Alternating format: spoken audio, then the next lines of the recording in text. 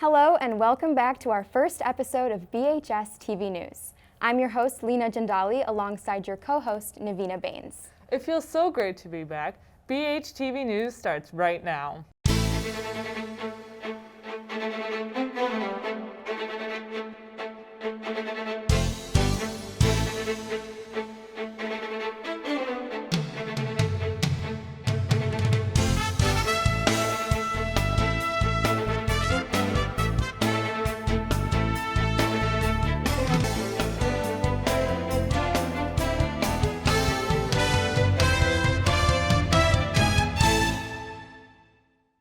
The end of October is quickly approaching, and so is our favorite spooky holiday, Halloween.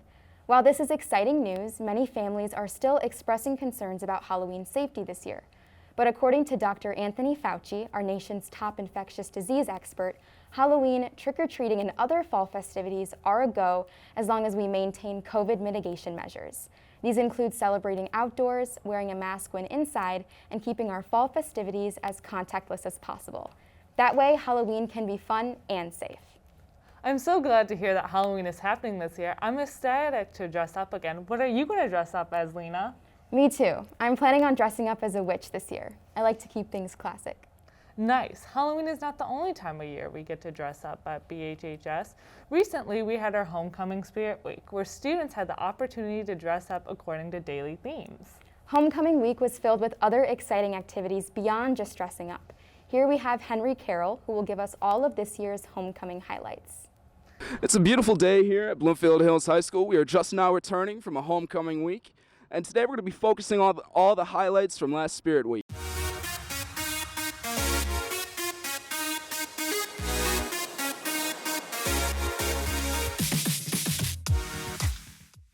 Did you go to the game? I did. What was your favorite part of the game? My favorite part was walking around with my friends.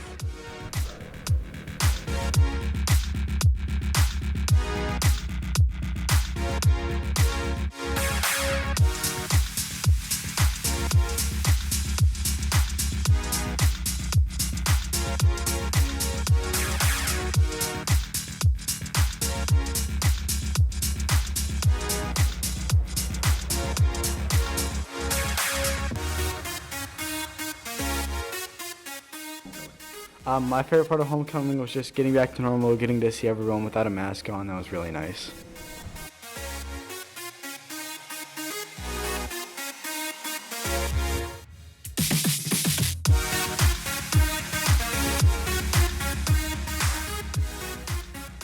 Thank you for watching our interview on Spirit Week, Blackhawk games, the homecoming football game, and the dance. Thank you, Henry. We celebrate Halloween on a Sunday this year, which is a bit different for those who typically spend their Sundays watching American football. Leena, do you enjoy watching football? Of course I do, especially our high school's varsity team. The high school varsity team this year is on a roll. They're undefeated, going 8-0, and they have made it to playoffs. We're so proud of their hard work and dedication. To highlight their success, Portland Cumberson will lead us through the next segment and give us the inside view of the homecoming game against Berkeley. Hello, my name is Angelo. I'm here with Portland Ali, and I'm talking to the varsity football coach. We're going to be asking him a couple questions about how he prepared for the homecoming game and what he did differently for different teams, and basically his experience at BH. All right, Coach, quick question. How long have you been at BH and coaching, and have you came across any troubles or learn things that you have to do differently while coaching different teams? Yeah, I think first of all, this is my 20th year as a head coach in Bloomfield Hills. Started out at Lasser until the merger, and then took over when the merger happened as head coach here. I grow every year as a football coach, as a head coach. I keep kind of like a diary of things that go well, but more things that maybe didn't go well or learn from those mistakes. I write them down, and then I kind of do a year in review at the end to kind of summarize what had happened. And you know, I got a great coaching staff that I constantly learn from, and from the players. You learn from the players as well. Great. Have you ever thought that you wanted to take a different route in sports, whether it was coaching a basketball team or just completely finding something else? No, football's been my love. It's done a lot for me. It changed my life, really saved me. And it's just, I always say it's kind of like a payback that I owe the sport, but it's done so much, and I see what it can do in the lives of others as well. That it's something I always want to be a part of the rest of my life. Did you play when you were in high school? Yeah, I played in high school and then I played in college at Ferris State. Okay, all right, perfect, thank you. Coach, how do you prepare for your games? Do you prepare differently for different teams? Specifically your homecoming game, how is that on you mentally? You know, it's preparation regardless of the game itself, whether it's a opening game, a homecoming game, a playoff game. We're going to prepare the same way. You know, we'll start defensively first. We're going to look at what they do offensively and look at the plays that, you know, like maybe 4 or 5 of their top run plays, and then we start looking at their top pass plays. And we match our defense up against that, and then any changes we got to make to what we do to defend some of the things that they do. And then offensively, we are what we are, running and passing. We're looking how do they defend, and really what we like to look at is how do they defend other teams' formations that we run, so we know how they're going to line up. And then, you know, we throw quite a bit, so sometimes it's difficult to see how they're going to treat us pass-wise. But you know, preparation from week to week from our standpoint is pretty much. It takes time, but it's to put the game plan together. But it's kind of the similar thing from week to week. Okay, understood. How big is the fear factor in getting into a bigger game that you know costs a lot? You know, it's more of an excitement factor. You know, there's you know, like, you know, this week is big. The winner's going to walk away being undefeated and a league champion, and then next week it's do or die. And I think it's more. I like to look at it more of excitement. You know, you've gone this far, and you know, it's when you move on, you lose, you go home. And to me, I think that's a great part about our sport. You know, you lay it all out, and it's all you can do. And if the kids give you everything they have, whatever happens, and we can move on. That's amazing. Thank you, Coach. Yep. Sports are a big commitment for students, in balancing both athletic and social academics can be challenging. A recent study at American Psychology Association stated that 7 out of 10 students today face major anxiety and depression. In addition, 75% of students express boredom, anger, sadness, fear, or stress while they're at school. Here at BHHS, the pressure of sports, school, and work affects everyone differently. Thankfully, Douglas Kevcheno and their team investigated the work-life balance here at the high school. Let's head over to Douglas and get some insight about how our students maintain their balance. Hi, I am Douglas Kravchenko. Today we're going to be talking about school, work, life balance.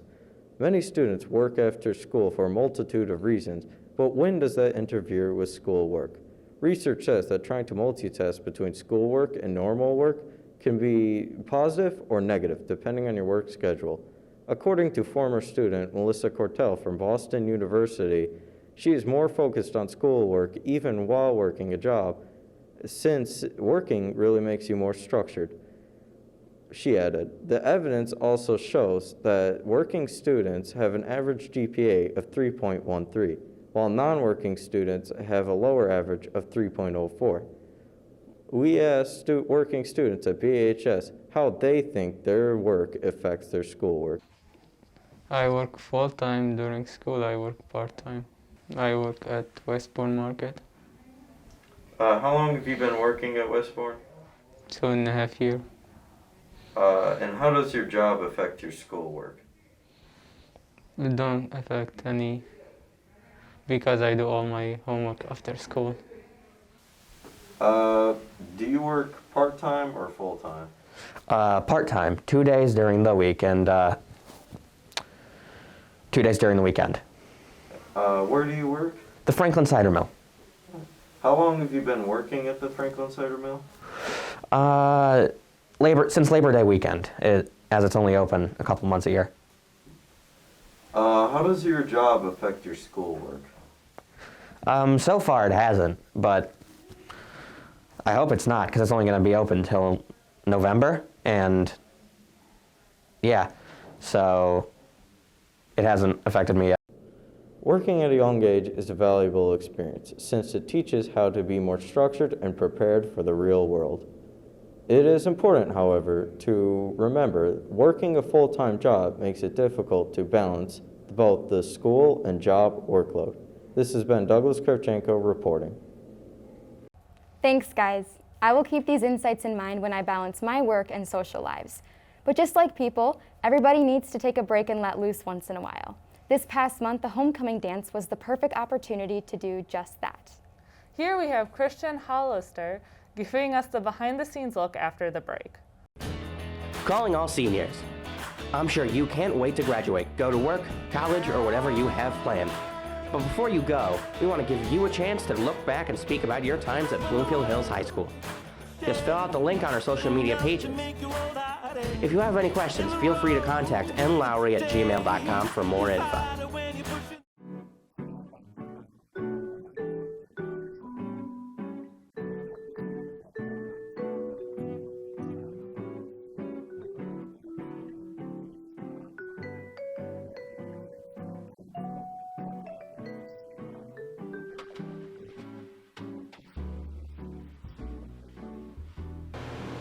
So what will be the most difficult part of setting up for homecoming this year? Well, if we're doing it outside, the plan, you have to deal with weather. Weather's going to be the big thing. Lighting and sound has to be all supplemental. It's not stuff that we have in the house, so that's all going to be extra. Having to do all the spirit stuff outside is going to be a little interesting. It has its own challenges regarding sound systems, and you're not a captive audience like you are in the gymnasium. Actually, the biggest problem I see with COVID and homecoming this year is goofball horns. I don't know what they're called, but I call them super spreaders. I mean, kids are blowing them in the hallway and blowing their spit on top of each other. To me, those things should just not be allowed. Well, since we're doing it outside, you have to deal with running power to the different equipment. You have to get equipment that can be used outside. Well, you have to plan everything in advance. You have to make sure you have absolutely everything you have, because if you get out there and you realize I don't have these extra cables, then you have to start all over. What was the student council's inspiration for the Wizard of Oz theme? So we decided on the Wizard of Oz theme because we wanted one cohesive theme throughout the entire school. So each grade sub-theme correlated to that one specific movie. And after the tough year that we've been having last year, we wanted one thing that could bring the entire school together. So the themes of Spirit Week all correlated with the Wizard of Oz theme. So like the Cowboy Day was like Kansas, and then the Neon Day was like when the movie turned from black and white into color, and then Jersey Day was lions, tigers, and wings, oh my. Because we wanted some themes that would fit into the overarching theme. And those themes were also very successful in the past.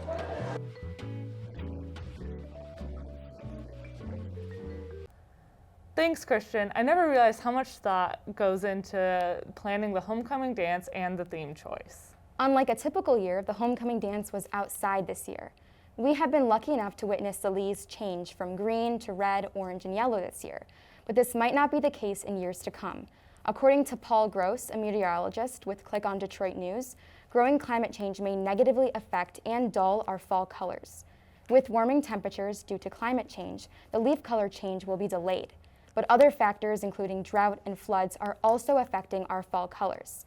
This extreme weather can stress the trees, causing them to develop less vibrant colors, and in some cases, lose their leaves more quickly. Our fall colors are not the only thing we're saying goodbye to. Our class of 2022 seniors will bid a farewell as soon as well. Hi, I'm Elle Gross, and I'm here to present the class of 2022 and their thoughts on this year's homecoming. I'm in the Bloomfield Hills High School gym, and I am with, what is your name? I'm Kanina Bell. I'm Carly Bernard. Donald Kim. Nice to meet you. So, how are you feeling about this homecoming so far? Homecoming? It's been a pretty tired week, but it's festive, you know? I'm feeling good. Spirit Week was really fun, so hopefully it doesn't rain tomorrow so people can actually go to homecoming outside. Yeah. It feels super surreal that everything was canceled last year and we finally get to do everything that we've been waiting for since sophomore year, and being seniors, we're like the big kids of the school. So it's really, really exciting. Very nice, very nice. What has been your favorite homecoming fit so far? Oh, my country day one, because I had a hat, and hats always make things better. Themed fit. I really liked Neon Day. That was my favorite day. Dang. I don't know about Neon Day. I liked Monday. What was Monday? It was like what? So it was a cowboy theme or something. Yeah, right? yeah. That one? Yeah. What has been your favorite homecoming through these past few years? So far, Freshman year. As of now, this one. Really? Because it's so fun. And it's just it's like the first time we've ever gotten to be with our grade since sophomore year. So it's just like a big happy family that we've had. Sophomore year. Sophomore year I had the most fun, yeah. And just this one last question, important for the interview. How does it feel to be old? No comment. Horrible. Okay. Wow. Damn. Okay. Yeah. To be old, I gotta do everything now. Like everything. Junior year never happened. I got jam packed in senior year. Yeah. Well, thank you so much, Donald. Yep. Donald. Pleasure. And that's it for today. Seniors, look out for your next opportunity to be on camera. And that's it for our senior farewell. Thanks, guys. As a senior myself, I'm sad that this year is my last year. How about you, Leena? Same here, but I'm also super excited for all of the senior things we get to do this year, like prom. I wonder what other seniors think of their last year. Thankfully, here at BHHS TV News, we'll continue to cover senior farewells. And with that, we conclude this month's edition of BHS TV News. If you have questions or suggestions, feel free to send us an email at bhstvnews@bloomfield.org. And be sure to follow us on Twitter at BHSTVNews and on Instagram at bhstv.news. So tune in next time for more news around the world, in your state, and in your classroom. I'm Naveena Bains. And I'm Leena Jandali. Thank you for watching.